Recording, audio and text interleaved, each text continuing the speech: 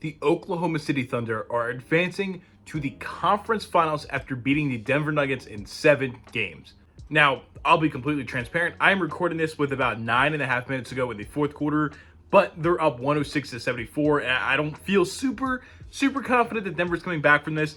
We've seen this playoff that big 20, 30-point leads aren't exactly safe, but considering the way this game is going, I feel pretty confident and pretty okay making this video now and putting it out. If for some reason Denver comes back and win this game, this video staying up. Actually, no, I probably should delete it because I have OKC winning in this. Whatever. You guys gotta laugh at it for a couple minutes until, whatever. That don't matter. The point is, the Oklahoma City Thunder are going to the Western Conference Finals. And I mean, to start one way, I don't know how apparent this is on the channel. I feel like I don't talk about it too much, but I am a Russell Westbrook fan. I've been a fan of Russell Westbrook since his early days in OKC, since like growing up, getting into basketball around the same time he got into the NBA. So it's kind of like he's just been one of my favorite players for a long time, and this is probably the best chance he's had in a long time, probably the best chance he ever will have of winning a championship. And the fact that it's looks like it's not going to happen is a bit of a bummer, and I am pretty sad, or I feel pretty bad for Russell Westbrook, because it's a guy that I don't know how history is going to look back on his career. I think a lot of people that lived through his prime, through his MVP season, are going to say, hey, Russell Westbrook is a top whatever point guard in the NBA history. But, down the line, 20, 30 years down the line, people might look back and say, hey, like, he had his efficiency problems, he had his turnover problems, and, he never won a championship. So I don't know how the history, the forthcoming history, will kind of look back on Russell Westbrook's career, but I think it's pretty easy to say that he's been one of the best, again, blank 10, 15 point guards of all time. And I mean, I know some people aren't fans of Russell Westbrook because of just his play style and stuff like that, which is whatever, that's fine. I know some people don't love the athletic scoring point guards, but that's kind of the guy I've always been. Like obviously like a D Rose, nowadays like a John Morant, so like that kind of like athletic big, like not big, but like athletic type of point guards. I've always just been a fan of those guys. I think it's a fun brand of basketball to watch, even if it doesn't always like kind of work into winning. But anyway, that's going on the whole thing there. I don't think Russell Westbrook's retiring. I'm hoping not. If he does, it's been a hell of a career. I do hope there's a chance somehow he ends up with a ring, but it's not looking good at this point in time. He did not have a great game. He's not having a great game. Again, there's still like 9 minutes left, so I guess he could get some garbage time points. But right now, like I said, it is what they just scored again. It's 108-74. And I mean, Westbrook, 6 points, 5 rebounds, 2 assists. He hasn't been a great game for him. Really wasn't a great game for anybody for Denver. I mean, Christian Brown had a good game. I think I'll give him credit for being one of the few Denver Nuggets to show up in this game. I think he's had a pretty good, right now he's at 19-4-3, but he's felt like one of the most impactful players outside of Nikola Jokic, who right now is at 20 points, 9 rebounds, 7 assists. They're throwing so many bodies at Jokic because they don't trust anybody else to shoot, and he's had a few turnovers of just like bad thrown passes, loose balls, because he's just having so many defenders thrown at him. It makes sense if you're the Oklahoma City Thunder. Like, listen, if we lose off a Michael Porter Jr. game or a Jamal Murray game or something like that, you just have to tip your hat and say, it is what it is. We're going to do anything we can to shut down the potential MVP of the league, or one of the best players in the entire world. And I mean, it worked out for them. They did exactly what they need to do. Michael Porter Jr. has been pretty god-awful this entire series. I don't know. There's a real chance he's going to be the odd man out this offseason. They might look to move on for something better, because this team desperately needs bench help.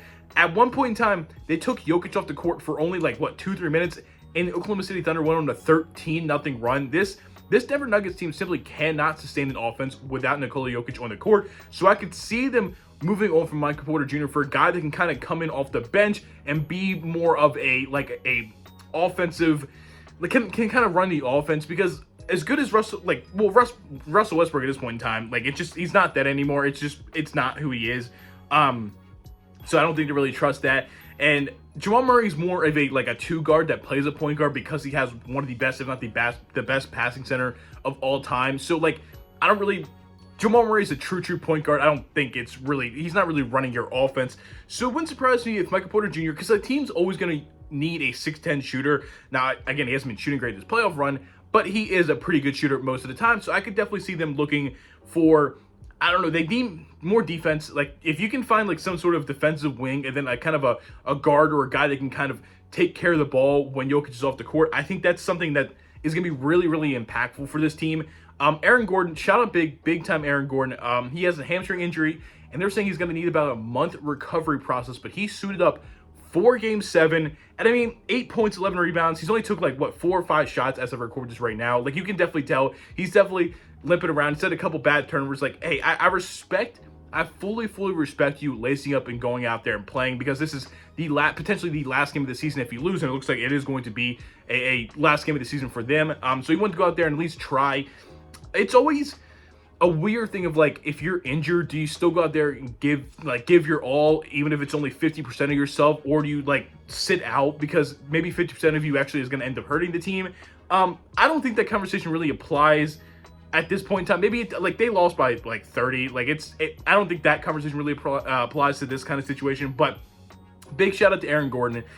He's completely reinvented himself as a player since coming over to Denver a few seasons ago, and I think he's going to be a staple for this team. I think he's one of the best fitting forwards you can have next to a guy like Nikola Jokic. So, I mean, shout out to this Denver Nuggets team that, won a championship a couple years ago, definitely had a bit of a weird season this year. They got off to a rough start, picked it up once the new year started, and a lot of people didn't really take them seriously with the firing of Michael Malone and their GM, who Calvin Booth, I forgot his name there for a second.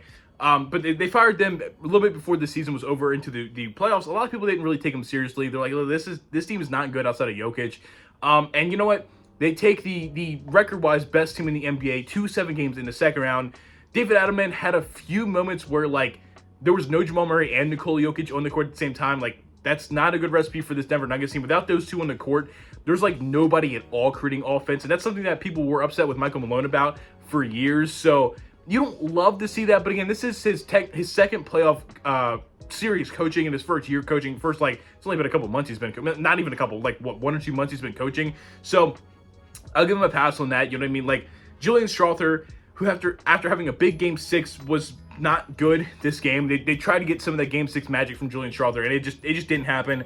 I'm interested to see what the Denver Nuggets offseason look like. Again, they need defense. They need somebody that can come on off the bench and score and just kind of control the pace of the offense, because there's no reason you're this bad once Jokic is off the court. You just simply need more about that. Like, today's day and age of the NBA, like, you still are going to want a top 10 player to win a championship, but you got to have the piece. You look at a team like the Indiana Pacers, who are in the Eastern Conference Finals. Tyrese Halliburton is probably like a top 15 player. I don't know if he's top 10 quite yet, but they have such a good team around him. So if he's having an off game, they're able to pick up the slack, and this Denver Nuggets team just simply doesn't have that. If Jokic doesn't have a good game, they're losing 90% of the time, and I get that. He's the best player in the world, so if he doesn't have a good game, I get that.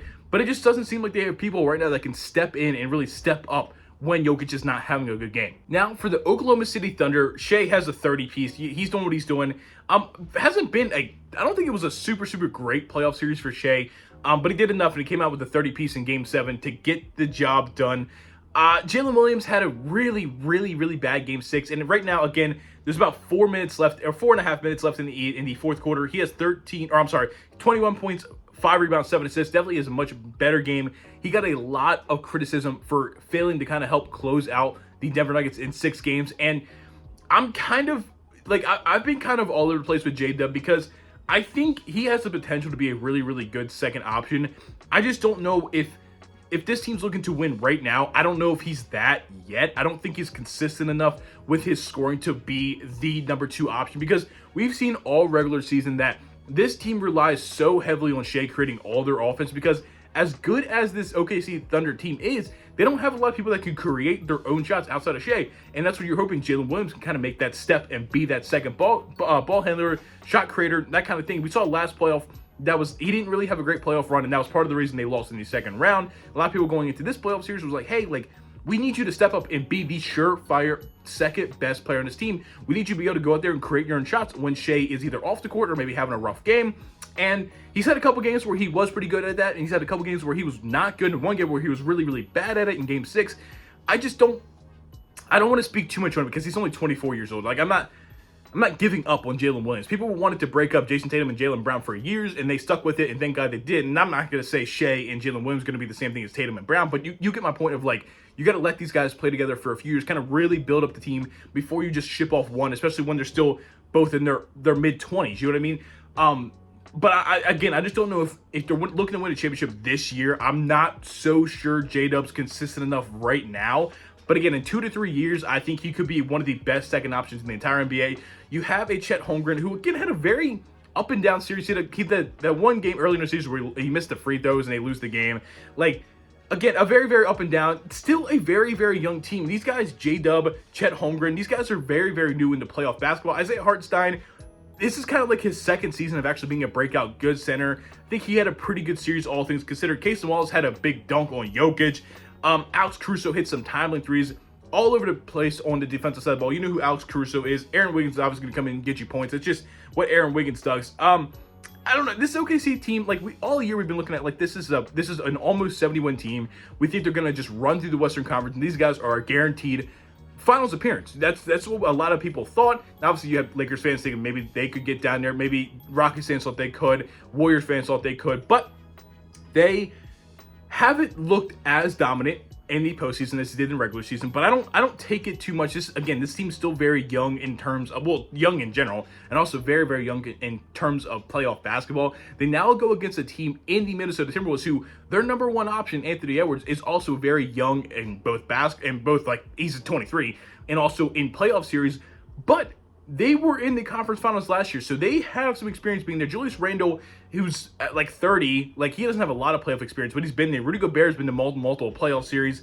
So I'm actually really, really excited for this Western Conference Finals, man. I think it's going to be super, super fun. You have these star guards, both young, really, really high volume scoring guards. You have their second options in Julius Randle and J-Dub, who are guys trying to be the secondary ball handler and secondary shot creator. One's a lot older than the other, but he's a little bit more experienced. You have the big man, the Rudy Gobert, who is a complete nothing on offense, but he's been one of the best players of this generation. And then you have the front court of Chet Holmgren and Isaiah Hartenstein. How are they going to be able to handle Rudy Gobert's rebounding? So I'm really, really excited for this Western Conference Finals. I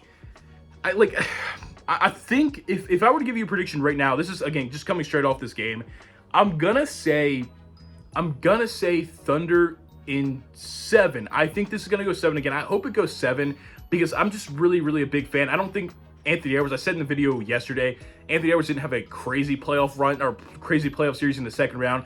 I think he's going to be super, super hungry going against Shai, the potential MVP. We still haven't found out who the MVP is as I'm recording, so I don't really know what that's about, but whatever.